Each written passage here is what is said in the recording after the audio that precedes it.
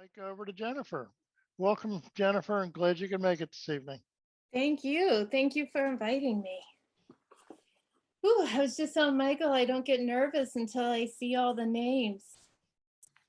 And even though most of you are friends, it still gets me in a tizzy. But thank you for coming. And thank you, especially those of you that have heard the whole shtick before.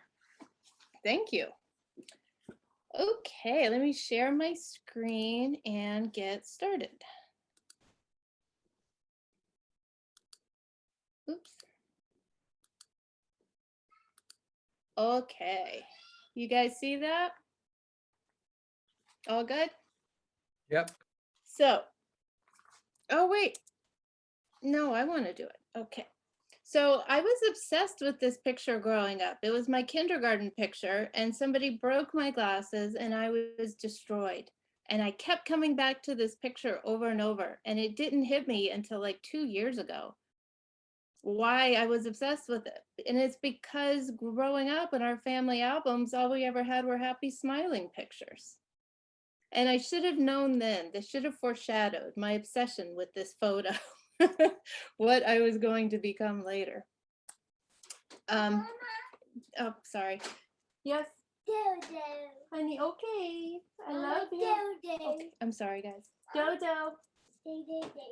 Bye bye, sweetie. Dodo. I made a babysitting error this evening. I apologize. My bracelet. I love it. Sorry. So this was my first self-portrait. My brother and I, sorry guys.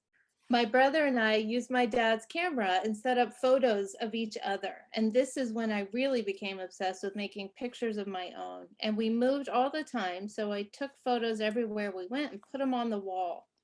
So it was like this record, this memory, so I could know what happened and know that it was real. And I was an English major in college. I wanted to be a professor and abandoned that and was waiting tables and bartending and came to New York because I figured where else could you figure out what you wanted to be? And I came back to photography when I was turning 30 and someone gave me a copy of The Artist's Way. And I realized photography was the thing that made me happy. And I started doing continuing ed classes at SVA and ICP. I did a lot of this grainy black and white thing. And I did this for years. It took me so long, partly because I could only take 1 or 2 classes pretty much a year. And I walked around with my twin lens Mamiya, like Deanne Arvis, who I adored. Tried to make all these New York City shots. And I went through my Richard Avedon phase. I found this old portfolio. These were in there. And again, more Deanne Arbus and my little Elliot Erwitt phase. And this was one of my first self-portraits ever. And I'm obviously kind of uncomfortable, don't know what to do. It felt very foreign to me. And I quickly went back to my street photography thing that I had been doing. But then I had a bad accident when I was coming home one night and I fell and I hurt my hand and I took these self-portraits.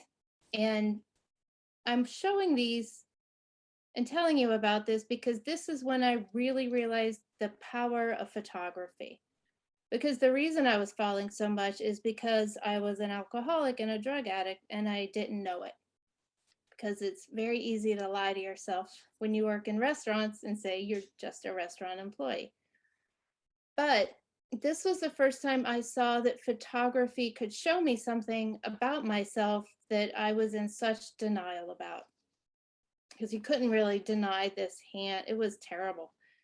And after this, I started a project with people who self-identified as alcoholics and drug addicts. And I don't show the project because it's technically just awful. But again, I think it's important because this showed me that photography can do so much more than just record a moment in time. Because I spent so much time with everybody and it gave me license to ask questions and be honest in a way. The photos were almost secondary. And this is when I really saw that photography can change lives. And so after that serious project, I needed to back up a little bit. And so I did these whole series. And I'm showing you all of this because I think it's so fascinating to see how other people kind of progress through their career. So I was putting myself on all these things, like this cake, which my idea was to hold it straight up in front of my face, but I forgot about gravity and it fell instantly. But this is the shot I got, which I kind of still love to this day. And I did a whole bunch of these. And basically it was all about just feeling mixed up about navigating this new sober world. And I did tons of these. And I never did anything with these because it felt kind of light and fluffy to me, but I had a great time making them. And the reason I also show these is because I don't know how many of you saw Eileen Smithson's talk last week, but she talks about this honeymoon phase of photography where you're just making it for the joy of it before you put it out into the world and start trying to market it and submit it. And that's what this was for me. It was this total honeymoon fun phase of photography. I had such a great time. And this is one of my favorite quotes. Sorry, I've scattered a couple in here. Of all the pitfalls in our past and the tremendous delays and wanderings off the track, I want to say that they are not what they seem to be. I want to say that all that seems like fantastic mistakes are not mistakes. All that seems like error is not error, and it all has to be done. That which seems like a false step is the next step. And again, to me, that's part of the great part about being new to this is that you let yourself make these mistakes. And I'm trying to get back there now and give myself the permission to just play. And so after this one, I got sick and nobody knew what it was. It took a while to diagnose. It turned out to be autoimmune, but I was exhausted all the time. But I tried to make some photos throughout. I was still working in restaurants and that would just wipe me out. So I would work 3 or 4 days and then sleep and then maybe take a photo. And again, I don't show a ton of these, but I think this was me kind of getting a little more comfortable with the self-portraits. And again, is photography having a greater power than just making a photo? Because if I made a photo, I felt like I accomplished something, I did something. And for me, that was kind of huge. This one actually, sorry, again, this is one I come back to that I kind of love because I was trying to put a gel over the light that I was using and it fell on my face and it looks like I'm frozen in ice. And that to me is also part of the magic of photography is that sometimes you end up with something so much greater than what you had planned. So again, this isn't something that I really show. This is something that I made for me that got me through a really hard time in my life.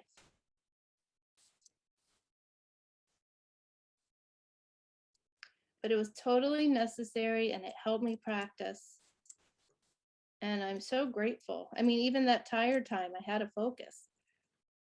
And then we get to this body of work. And again, part of the reason I showed you the earlier work is because this body work I started in 2011. I had started taking photographs again in 2001. So this was a 10-year journey of me learning what I was doing and getting more and more honest with myself and realizing the power of this medium that we had chosen. This is the first body of work that I actually started to put out into the world. And it took me 10 years to get here.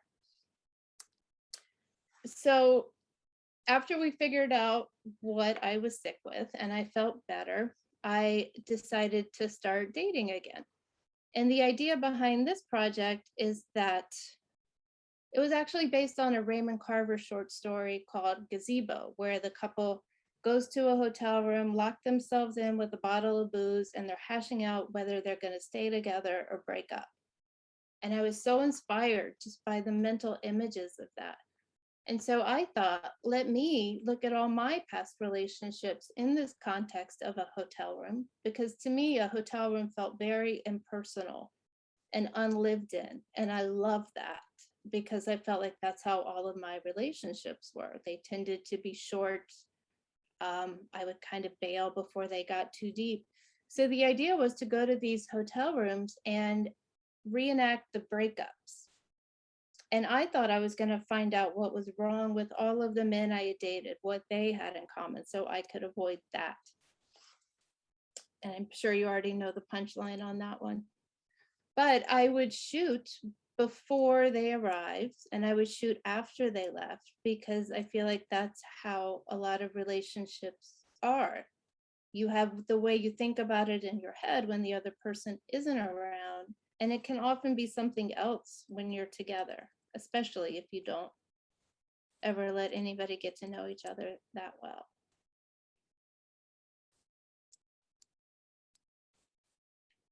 And this was so much fun to shoot. I started at the Chelsea Hotel because all of the rooms were different. And I shot there as much as I could before they shut down for renovations, which still haven't ended to this day. And what would happen during these shoots is that we would I would explain the scenario, and whoever I was with, we would end up talking to each other as if we were these characters. Obviously, it was me. But what happened was, like I said, I used to bail before things got too deep. And doing this project, I was having the conversations that I never let happen before. And so I was learning so much about myself and these poor guys I dated. And obviously, oh, this one is a good story too. This was in Paris, France, and a friend introduced me to this guy, and she showed up and translated and then left. And I spoke no French and he spoke no English, and we had to body language this whole thing, and it turned out to be one of my favorite shoots. And this was the first body of work that I showed. As I said, I took it to Photo Fest, and I think a lot of people just didn't know what to do with it. I got a lot of interesting responses.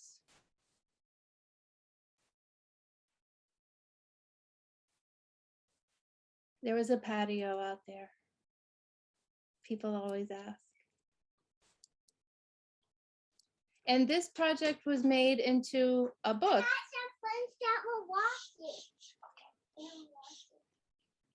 So this was made into a book by Peanut Press. I think there's still some copies available. And so this is, of course, the punchline. When we're editing and putting all these together as a body of work, here I am right in the middle in almost all of these. And that's what happened in my relationships. It was all about me. I was in the middle. It wasn't a dialogue, it was more of a monologue. And it was all about the fantasy. And that was not what I expected to learn in any way, shape, or form, which again, just I find so impressive with photography. And so then I went straight to therapy, as one does when you find out your patterns. And I decided to look back at why I even thought I should find a partner, whether this idea of getting married or having a kid was something that I wanted or something that I was you can stay, but you can't talk. So this, honey, so this was me going back and looking at my childhood and how I was raised and really getting into this family stuff. Sorry, guys. So this, I used a lot of Southern literature for this as well. My family is very, very Southern, very small town. They got married when they were very young, and it's just nobody leaves that town. Everybody just kind of repeats the pattern, but I had no interest. When something is festering in your memory or your imagination, laws of silence don't work. It's like shutting a door and locking it on a house on fire in hope of forgetting that the house is burning. They had also told me I had a very happy childhood, and I was having all these memories that it really wasn't. And I started making this project and started questioning and asking them more questions, asking more about what happened. And then they finally got honest with me. I was like, wow, you guys, you could have saved me a fortune in therapy. And this one says, I feel small. I wanted you to love me more than you did. And I used a lot of water in this project. This is one of the first times I started using still lifes and trying to work a little more metaphorically. And I still find that challenging. I love the results, but it's not a natural process for me. It feels like a struggle, but I do like how it comes out. But I was using water because I had a bad experience in the water when I was a kid and I almost drowned. And I didn't want to go back after that. And for me, that was a metaphor for my relationships. You know, I had this really angry experience in my childhood of both parents very angry. And so I didn't want to go back. I didn't want to try it again. But I kept coming back to it. So obviously there was something in there that I wanted.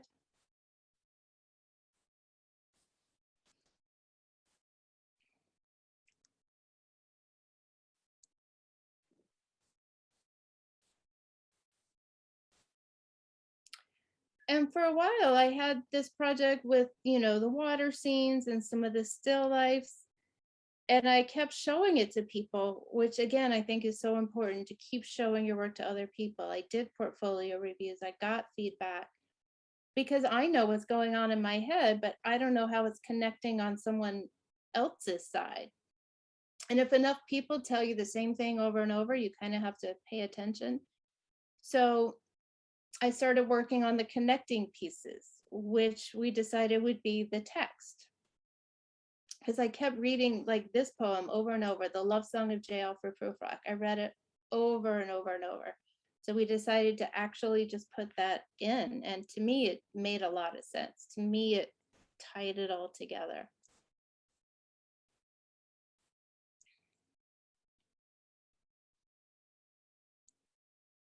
Those were actual corsages from high school dances, which I had no idea that I kept.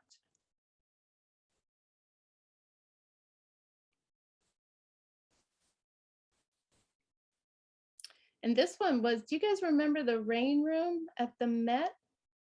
I went the first day it opened before they had these crazy long lines because I wanted to get this image of rain. I couldn't get it out of my head, but I couldn't figure out how to get my camera out there and how to make it work.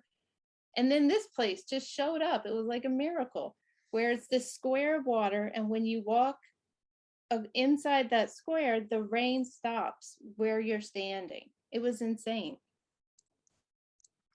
And I did have someone yell at me and tell me I was stealing someone else's art. But then after that, they loosened up all their photo restrictions.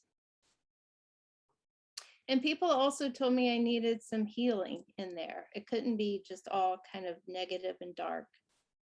And so I didn't have a driver's license, so I had to figure out where to go, where I wouldn't have to drive. So I flew to Iceland and did the Blue Lagoon in February. And again, wrote and asked permission and took my camera and set it up first thing in the morning. This is more Tennessee Williams, Streetcar Named Desire.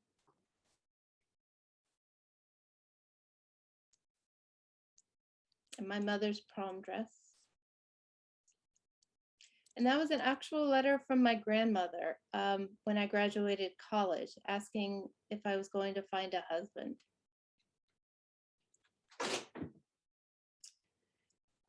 I'm so sorry, my husband is out of town unexpectedly, so we have no babysitter. Hi, darling. I apologize. And so at the end of this project, I'll read you this first. Art is restoration. The idea is to repair the damages that are inflicted in life, to make something that is fragmented, which is what fear and anxiety do to a person, into something whole. Louise is one of my favorites because Louise will come back to the same topics over and over and over. Her original childhood traumas, she just kept going with her whole life, and I was fascinated with that. I think that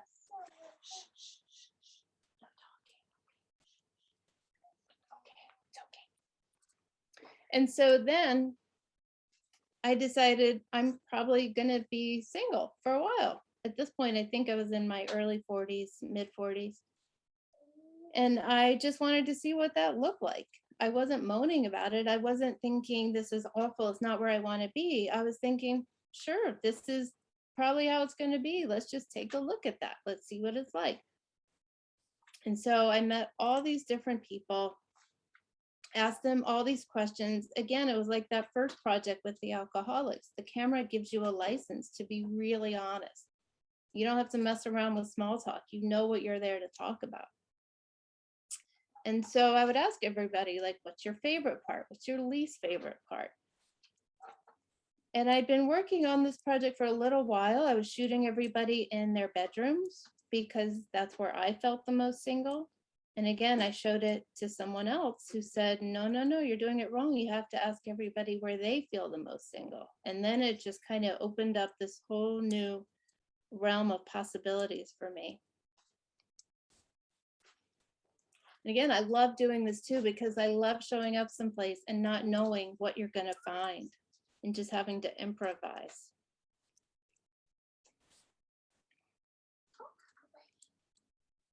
I'll go by her. Okay, got it. Okay, And I was so excited when I found somebody who loved hotel rooms and felt single in those too. It's like, I'm home, yes. And I found these people all over. A lot of them were word of mouth. I posted on social media all over, and people responded.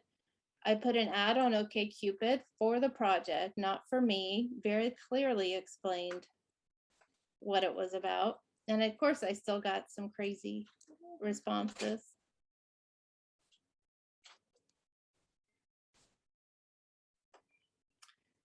And, you know, this is something I've shown to people, and it depends on who I show it to. Sometimes I'll show it to editors or online publications, and they'll say, I really wish they all looked more alike. And I get that, you know, I feel like online viewing has sort of changed the way photo projects are consumed and made, because people want like a neat 10 photos that all look alike that you can view in a row, because people have short attention spans. And I didn't want these to all look alike. You know, I wanted them to be different and to sort of honor all of the people in their different environments. That's one of my actual ex-boyfriends, interestingly enough. And I did about 50 people for this project. And I probably could have kept going. I really loved it. And I'm still in the process of figuring out what this one is going to be, where it's going to live. Oh, I need to hurry up. Sorry. Keeping my eye on the time there. And of course, there's me in a hotel room. And then, because life is nothing if not funny, at the end of this project, I was like, you know what? I'm good. There's a lot of great things about being single. And so I was dating this guy kind of on and off, and I told him in all sincerity, you know, I love you. You're great. This isn't really working for me anymore. I think I'm going to move on. And then shortly after, we got married. And as it turns out, I got pregnant on my wedding night. And so I was pretty much terrified by this entire process, mostly because I was 45 when I got pregnant and I had all these health issues, and I just wasn't sure how it was going to turn out. And he and I went back and forth. He's older than I am, and we had a whole future plan for ourselves. And this was not something we saw coming. So I have no pictures from the beginning because we just didn't know. But then once we made the decision, I was like, all right, I need to process this. And for me, processing is photographing. are these more Play-Doh? Yes, honey, you can take it outside. I take this one. Yes, honey, go I'll ahead. take one. So out of- obviously I had the kit. Okay, one out of. So I was trying to make, okay, honey. I was trying to make photos about how strange it felt for me to have done all this work on finding my own identity and not needing other people to make me complete. And then here I am, like in this crazy new situation. And it was a little terrifying. And I thought I was going to disappear. And I did for part of this pregnancy, you know, because with my health stuff, I was exhausted. And it was just all about this baby. And we were just so terrified too with the health problems that something was going to happen with the baby. And she was a girl, which I found, again, also a little scary, all the pink. And I was looking for a title for this project, and I was doing tons of research, and I like to look at poetry. And I found this long form poem by Claudia Rankine called Plot that was just all about a pregnancy. And it was beautiful and it was amazing. And I pulled out pieces of the poem that I thought I could use for titles, but then I thought I really need to get permission. And I wrote to her and I explained it. I got no response. Wrote again, got no response. I was gonna let it go. But then I thought, you just got to keep trying. You got to keep going. I wrote one more time. And then they wrote back, of course, we're absolutely use these. Just let us know where the work ends up. Fun fact, poison ivy. Right behind that bush. I will never miss it again. Never. The night before giving birth. And then. I can't find the map. It's okay, Anna, use the floor. It's okay. Okay. I'll make this one out. It's okay. I'll pick it up. It's okay, babe. And so then So we need I made quite a bit. Well, I shouldn't say quite a bit. I didn't make as many as I would like from her first year because I was exhausted. And I didn't know it at the time, but I also did have postpartum depression. I thought it was just wrapped up into all the other tired, but it took a while to get all of that under control. So I was doing some photos here and there with her, not as many as I would like, but. And then the pandemic hit when she was 18 months old. And I had just gotten into a rhythm. She was in daycare a couple days a week, which was working for all of us. And I had time to get back to myself and what I cared about. And then boom, here we are. And I was especially terrified again because the universe is ironic. And I thought, no, like I just got her. I really love her. I'm really enjoying this. Like I can't let anything take her away. And so we didn't leave the house for weeks. My husband went out and would get groceries early in the morning and come back. And I started taking pictures every day because everything was shut down. There was nothing else for us to do. And I took pictures because I thought if something goes wrong, I want to have a record of all of this. I want to have proof that there was love all over the place.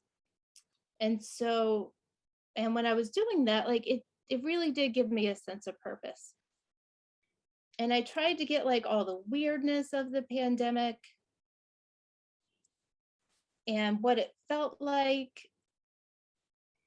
And it's funny, I realize now this was actually a really fruitful time for me because I'd never in my life had nothing to do but photography.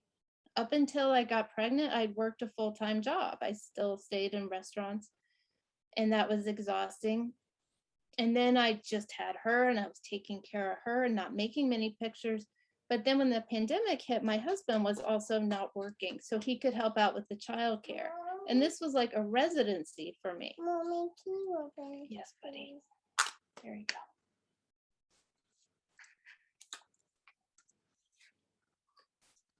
And so I was trying to show, again, like just the strangeness of the gloves and the mask and what that must be like for her.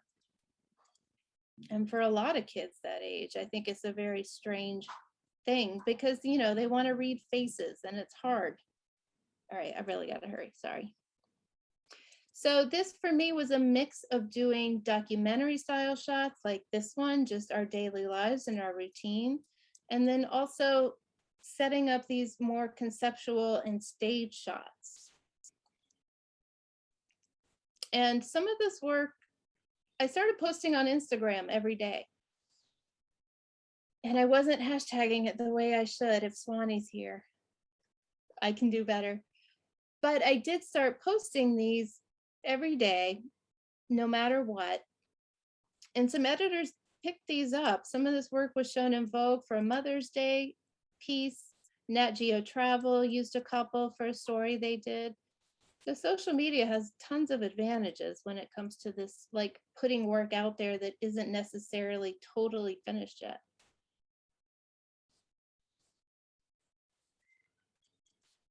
And as time went on and we started going out more into the world, the photos took a bit of a different turn. And they're going more with the metaphorical of what it's like for a kid who's been inside for so long. And she and I have been together for so long. My husband went back to work pretty quickly, I'd say 3 or 4 months. But you know, what's happening to this whole generation of kids and parents? You know, it's not easy to parent a toddler full time. I don't know how people have more than one. My hat is off to all of you with more than one.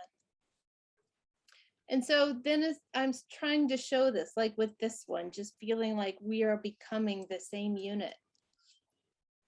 And then also us wanting to separate and get away and be ourselves.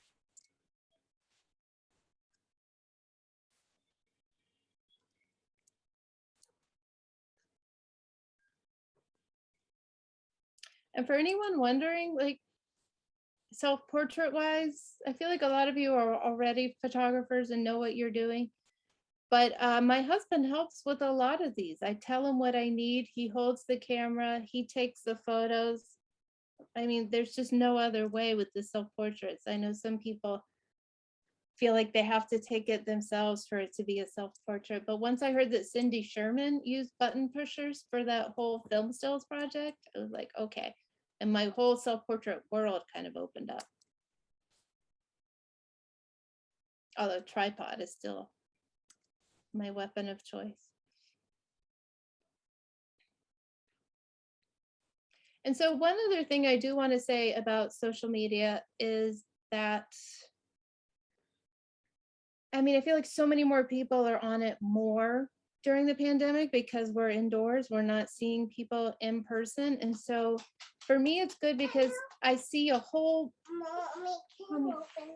yes, buddy. So I'm exposed, yes, sweetie. So silly. So silly. Can I talk now?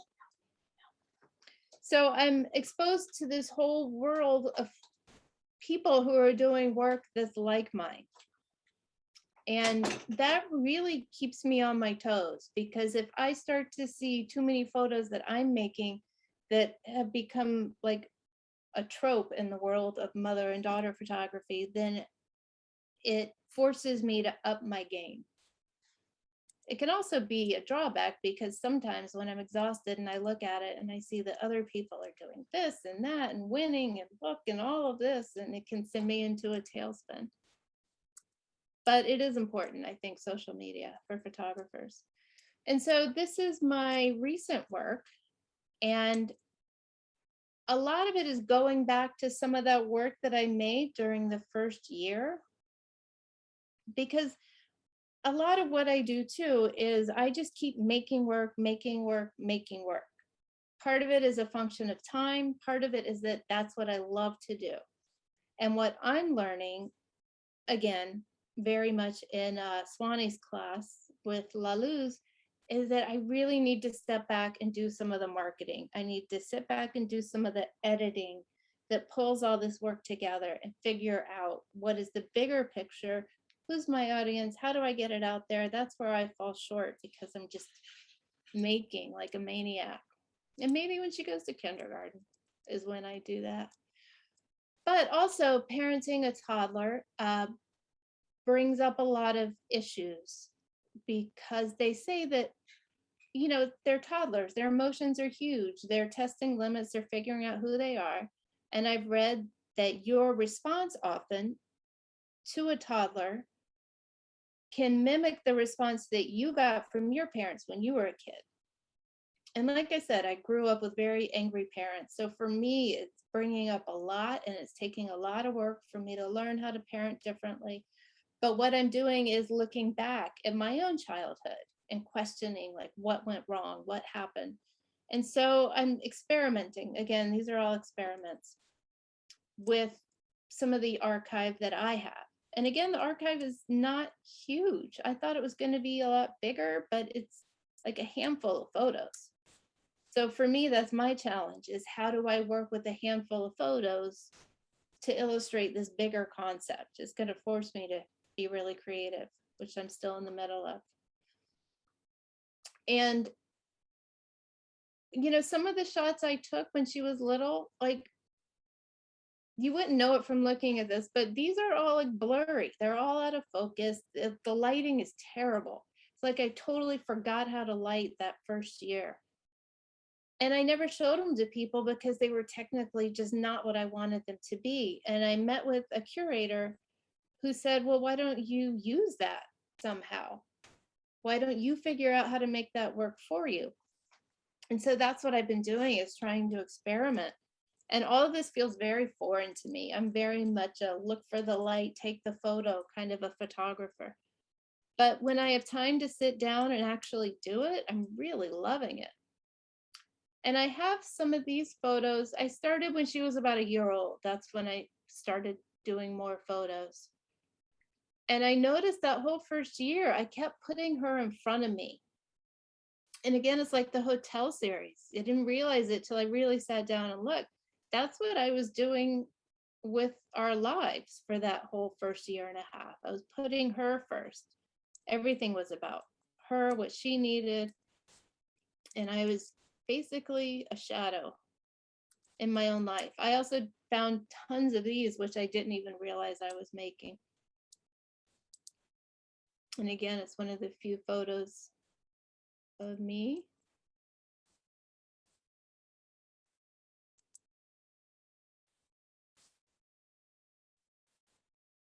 And so this, I'm really like right in the middle of. I have no idea what I'm doing. But it is also kind of a fun place to be. Like anything is possible. And this is what I think about all the time. If you feel safe in the area that you are working in, you're not working in the right area. Always go a little further into the water than you feel you are capable of being in. Go a little bit out of your depth. And when you don't feel that your feet are quite touching the bottom, you are just about in the right place to do something exciting. And I like to know what's happening. I like to know where I'm going. So for me to feel out of my depth is very unsettling. So I have to keep reminding myself, this is where the magic happens. And finally, tell your own story and you will be interesting. I don't know if you guys have read Twyla Tharp, The Creative Habit. It's an amazing book. I highly recommend. And one thing I hear from students a lot is that they feel like stories have been done before. And what Twyla Tharp says is, yes, it's all been done before. Of course it is. Get over it. Get over yourself. Find a way to make it interesting. And I really believe that. And again, I do highly recommend that book.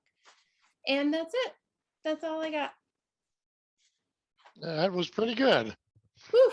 I made it in under time. You're doing fine. Whew. Okay. Anybody have any questions for Jennifer?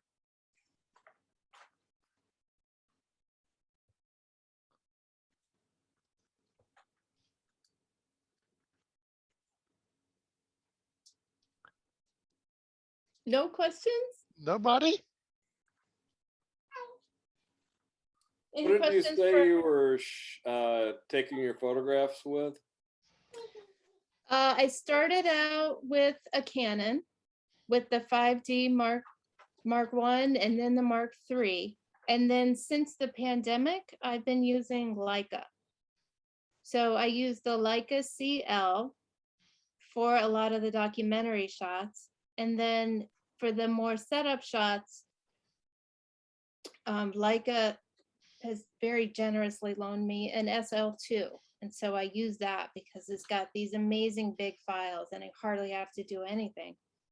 when you do the editing. And the CO2 I use because I've got this little one, and I realized that none of the cameras I had were focusing fast enough on her. And so with the Leica, it has this touch release. It'll focus and then release the shutter. And for a kid, I mean, that's just amazing. I can just boom, boom, boom, boom, boom. Okay.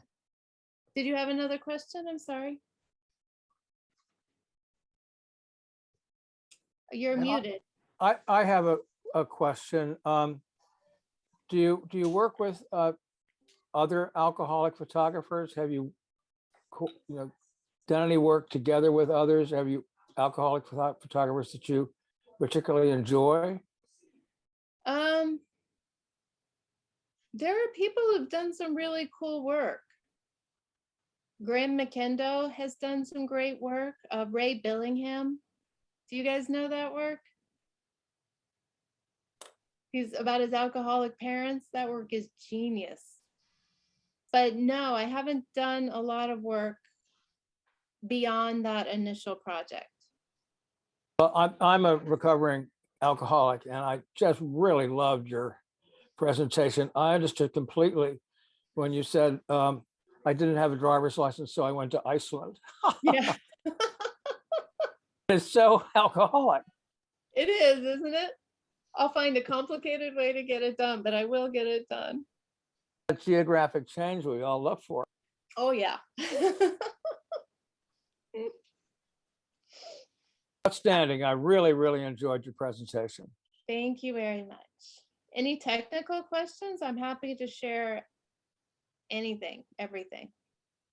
I do have a So question. Oop, Okay. Oops. Yes. Sorry. after you. This is Dawn. Hi, Hi, Jennifer. Dawn. Do you do any of your own writing? Because I know that you love to read literature and pull from what you read, but have you thought about including your own text? I think it's coming. I do think it's coming. I do keep a lot of journals. But the thing about journals that's tough is that nobody journals when they're happy. You don't sit down and go, everything is great, and just report on all the great. You kind of journal when, you've got some stuff you need to work out. So right now I have a hard time looking back at some of the journals, but I feel like with a little distance, I will go back and probably include some of those. But I do worry. I mean, I like I said, I look at a lot of work that's out there right now. And I do think there's a trend right now. And I don't mean that in a derogatory way when I say trend, because I love this kind of work. But there's a lot of work out there right now that is using writing and archival photos and photos from today. People are making currently.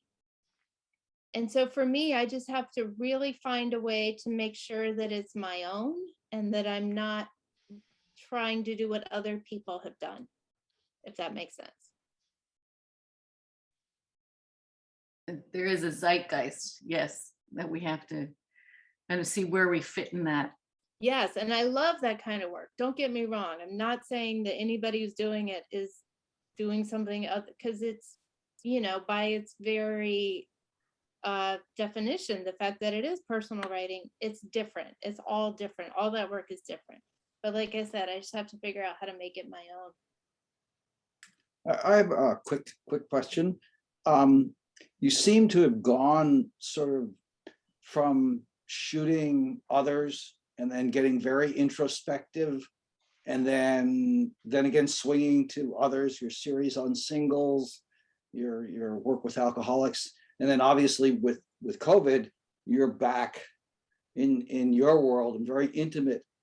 Do you find, is that kind of the roller coaster you want to ride, or this is just, circumstances? Do you anticipate yourself going out and photographing, others and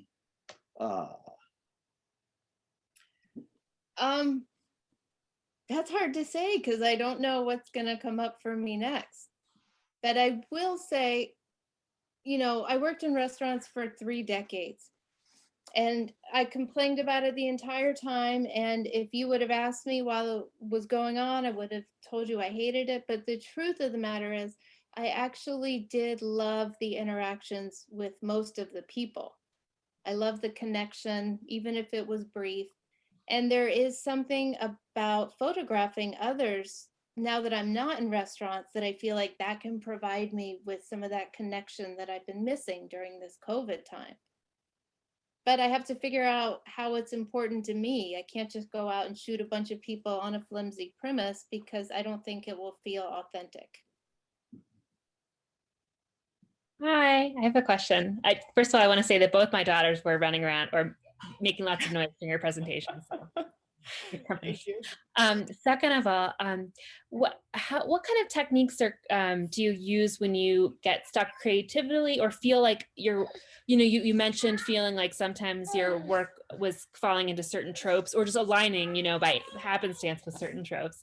What do you do to kind of push yourself or kind of look at think of new ways of seeing? What I do pretty regularly is give myself permission to make a bunch of photos that I feel like might not be masterpieces. As long as I'm picking up a camera and making photos, even if it's one I've made like 100 times before, something is turning up here and something will get me to the next place where I'm supposed to be. So I give myself permission to make bad photos that are never going to turn up anywhere and to repeat myself. Thanks. Okay, Lisa has her hand up. Oh, hi, Jennifer. It's Lisa. Hi, Lisa. Kudos to you for being such an amazingly kind mom as she came in and out and in and out. I know from studying with you, and Jennifer, by the way, I'll give a prompt, is an amazing teacher. I need to take another class. I'm ready. That was a couple years ago. But your love of literature and Roland Barthes, is that how you say his name? And Yes. I just thought I would mention him because he has even quotes about, like I pulled this up on photography. He's a very complex French writer, everybody, but translated and well loved. I'm a visual artist and a photographer a bit. The great portrait photographers are great mythologists, and there's just so much. There's so much here. Photography is a kind of primitive theater, a kind of tableau vivant, a figuration of the motionless and made up face beneath which we see the dead. I mean, they're very heavy, but I could see it's so in your work, what I know about him. It's so, and how you already brought in literature. So when I was doing the hotel series, I was going back to the Lover's Discourse over and over and over. And it's like dog-eared every other page and underlined. Yeah, big fan of his photography and life advice. So those books can weave into your writing in your journals too, that you were reading at the time, right? And nourishing us. So. Oh, sorry, baby. Thank you, Lisa. Catherine? Yes, hi, Jennifer. Thank you so much. I've actually never heard your whole story in this way, so I'm really excited that I got to sit here and listen. And I too am I'm a friend of the man Bill W. I'm in recovery too, and so it was funny to hear Greg also talking about pulling the geographic and all of that. But I love your work so much. I'm so inspired, and I was taking notes. And one of the things that is similar in our work is that we're obsessed with relationship, I think, both of us. And I am wanting to go into another, investigate relationship again from another vantage point from where I'm at right now. And what I notice coming up for me, and I was taking notes like, what is it? What's my question? And there is hesitation and procrastination and fear present before I even start a project. And I think part of it's because I went to art school and I think I have to be really smart before I even start. And I'm afraid of what those smart people are going to think of my art, which is really underneath it just my fear of what my parents thought of me. Like it leads back to like, am I actually talented? Do I have anything to say? That last thing I did was good. But like the fear that maybe that's it. And I'm curious, I'm sure that nobody else relates to me in this room, but I'm curious if you could talk to that piece around, what to do when that is present for you. What do you do when you're feeling terrified of taking the first picture, or that your idea is stupid, or whatever it is that your version of that, when that becomes present? It's so hard. It's just so hard, and it doesn't really go away. And my husband works in the photo field, and he's a very willing participant. But even still, because he knows photos so well, I'm worried I'm going to take these photos and he's going to look at them and find something wrong with them. He's nothing but supportive. He's never said anything negative about our photos together. And I find that I just have to, my heart's racing when I ask him to do one. That's why there's so many more with her. It's just easier. But with him, I get like, and so I have to do that. Like, I have to go. Stay right there. Okay, buddy. And don't talk to anyone yet. But I just have to get through it. And he has pointed out that I get a little crazy when I'm doing photos of the two of us. But, I just have to trust that it's okay, and that he already knows I'm crazy. He already knows I'm a perfectionist. Like, I'm thinking it's this thing I'm revealing to him. And he loves me enough to put up with it. And so for me, part of it is that, it's just trusting the other person who I'm asking to do this photo with me. That's a hard thing. Yeah. Thank you for that. Okay, the other Jennifer Wood. Hi, Jennifer. How are you doing? Hi. Good to see you. I will keep my question brief because I'm sure you are running on toddler meltdown time soon. As long as I keep giving her Play-Doh, she seems fine. Yeah, she's doing awesome, but I know that turn can come quickly. Yeah. So somebody else was asking about just kind of the intimacy of your work, and also in working with photographing your children, which is something that I work into. Do you find a tension, or a place where you ride a strange line between I'm participating and I'm working? I want to get all these moments, and I want to get these fabulous photos, and there's an intimacy and a beauty in these photos, but where do I and I'm asking for you. I know where I draw my lines, Yeah. but where that tension between I'm photographing life and I'm participating in life. It's hard. And I will say that recently I've definitely cut back on the photographing, because she's old enough to put it all together. And she's old enough to say, no pictures, mommy. She's also smart enough to sometimes say, mommy, take a picture of this, or mommy, get the light out, which blows my mind. But I've come to a place where I realize that as much as I want white space and free time so that I can make work that's more conceptual, that speaks to a much larger thing than our everyday life, I'm also realizing I'm never going to get this time back with her. And that it's kind of crazy that I have a kid at all. And so I deliberately put the camera down quite a bit so that I can just be present with her. Because it's true, the minute I pick it up and there's that thing between us, we have a different interaction. And I've just decided I'd rather have these experiences, and I'd rather have her feel that connection to me without the camera there, and build a good foundation. And like I said, the more I kind of pull back, the more she's like, mommy, come take a photo. And congratulations. Thank you. She got a residency, so I'm very happy. Oh, very good. Okay, Matthew, thanks for hanging in there. Thank you. So first off, your little girl is absolutely adorable. And she was great. super well behaved. I've got 3 myself, and my youngest is about the same age as she is. He's 4, and yeah, it's a I trip. don't know how you do Um, 3. Yeah. You know, sometimes I wonder as well. I was a stay-at-home dad throughout this whole COVID thing too, and so it's tough. What does Um, what does this thing do? Play-Doh, you make a mold. It's a cookie. So my question for you is, in regard to a lot of the projects that you did involving other people, especially like when you were reenacting the breakups and things like that, how do you push past the anxiety, the apprehension of, approaching someone and asking them to be part of a project like this? Because I mean, these are projects that are obviously very, very deep, even ones that might be subject matters that are less direct between you and that subject.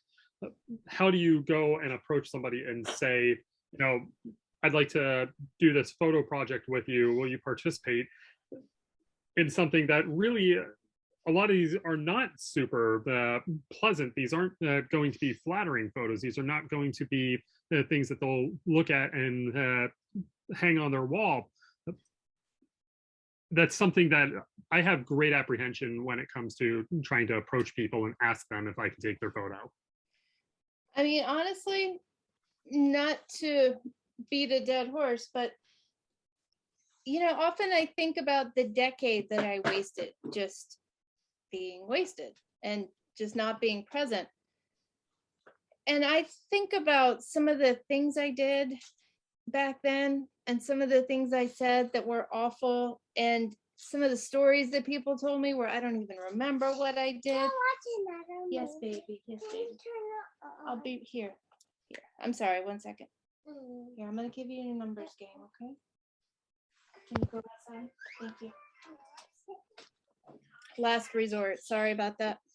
And so I think about No worries. all of those things and all of that shame and how awful it was and how there was just so much lying to myself and to other people. And that to me is so much harder. And I'm not saying you have to go down this path, but I'm just saying when you really put it in perspective, like just asking somebody to be honest and talk about their feelings. Yeah, I get nervous, but it's a piece of cake compared to all the other crap that is hanging over my head. And also, it's one of those things, I don't know if you've done much of it already, but the first 2 or 3 times that you ask somebody, hey, will you come to this hotel room with me and act out this breakup? The first 2 or 3 times, it's incredibly hard. And then it gets easier every time. And by the 4th or 5th, you're like, hey, I'm doing this really cool thing. Do you want to come with me? And it just gets easier with practice. But it's just really getting over that initial thing of asking somebody to do it with you and being willing to just be honest and vulnerable. Did that answer? Thank you for that. Yeah, I think it did. I'm more of a family photographer, but I want to do a personal project that just kind of portraying the less happy sides of parenting, the more stressful moments, the honest moments that have us pulling our hair out, or those situations where we're terrified that something is going to happen, because I mean we have a million of those a day. I think There are a million. I think people are probably dying to talk about that. I think you would have no problem asking people. And also, it's one of those things like with the singles, you have to share something of yourself.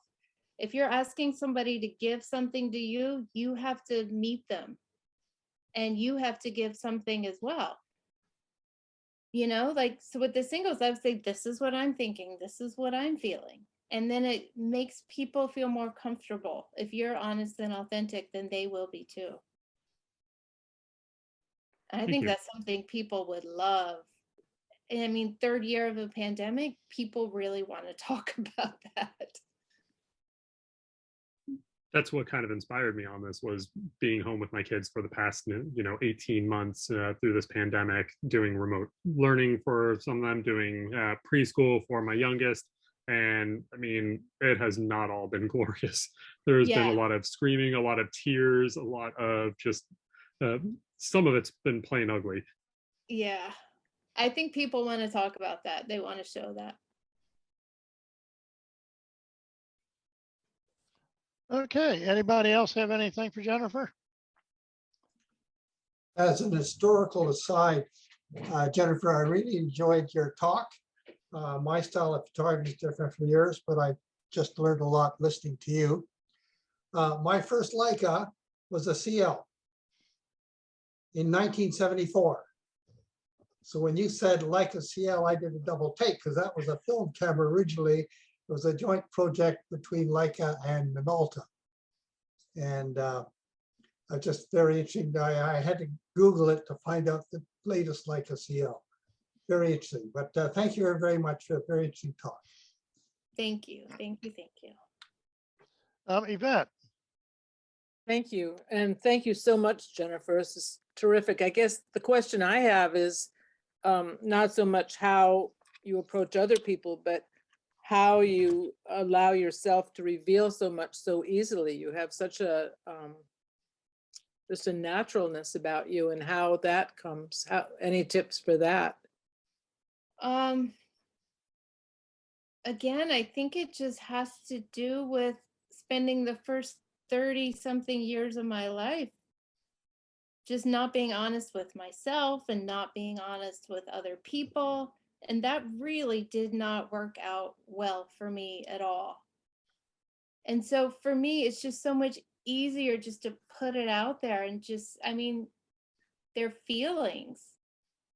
They're just feelings and they change. And it's so much easier to put out the truth for me than it was to keep up that whole facade of I'm fine, everything's fine, there's nothing to worry about here.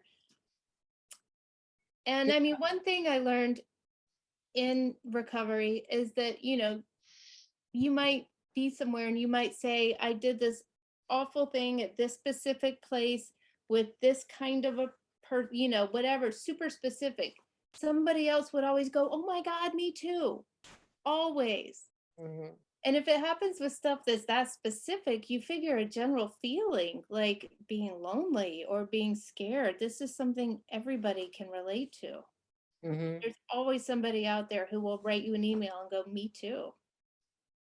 But the thing I see is how you seem to, you reveal without any self-consciousness. You just seem so natural. I mean, It's not though. That's the thing. It's not. It took me so many years. And once you start doing it, it's so freeing. You're like, what else? What else can I show you? thank you. Thank you, Yvette. Thanks for coming. My pleasure. okay, I think we're going to wrap it up there for this evening. I want to thank everybody for hanging out for an hour, and especially thank Jennifer for sharing so much of her life. And we will see you all next month on the 17th. Thanks again. Thank you for having me. Thank you all for coming. Thank you, Jennifer. Thank you. Thank you. Thank you very, very much. Take care. Thank you. Thank you.